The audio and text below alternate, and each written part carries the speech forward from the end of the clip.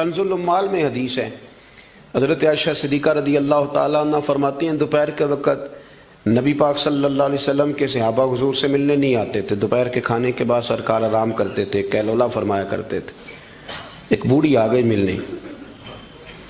اس وقت صحابہ نہیں آتے تھے، بوڑھی آ گئی اور دروازے پہ آ کے جب اس نے اپنی آواز نکالی نہ، پوچھا کون ہے، تو اس کی آواز، کچھ آوازیں بندہ بڑا ان کا شناسا ہوتا ہے نا، وہ بڑی ذرا ٹھہر جا مؤذن میرا دل دھڑک رہا ہے، وہ کہیں کعبہ گر نہ جائے تیری شوخ اور مست اذان سے، کچھ آوازیں بندے کے کان میں پڑتی ہیں تو مزہ آتا ہے نا۔ تو وہ خاتون باہر جب بولی تو سرکار دو عالم علیہ السلام آرام فرماتے فٹافٹ اٹھ گئے، حضور نے دروازہ کھولا، بوڑھی کو بٹھایا، کھانا کھلایا،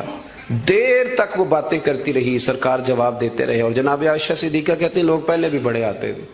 پر آج ذرا انداز نرالا تھا، حضور نے بڑی محبت کی، جانے لگی تو حضور نے تحفے بھی بڑے ہی دیے، میرے کریم نے بڑا ہی پیار کیا، بڑا نوازا۔ میرے دل میں خیال آیا کہ یہ خاتون جاتی ہے،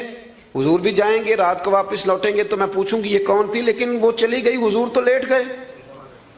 اور گہری سوچ میں چلے گئے۔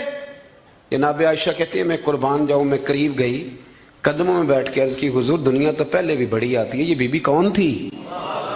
تو میں نے بات کی تو حضور رو پڑے، اٹھ کے بیٹھے، سرکار فرمانے لگے عائشہ یہ بی بی میری پہلی زوجہ سیدہ خدیجہ الکبریٰ کی سہیلی تھی، ان کی سہیلی تھی یہ عائشہ، خدیجہ کے دور میں آتی تھی، خدیجہ کھانا کھلاتی تھی، وقت دیتی تھی، پیار کرتی تھی۔ فرمایا آج میں نے اس روایت کو زندہ کیا، حسن العہد من الایمان،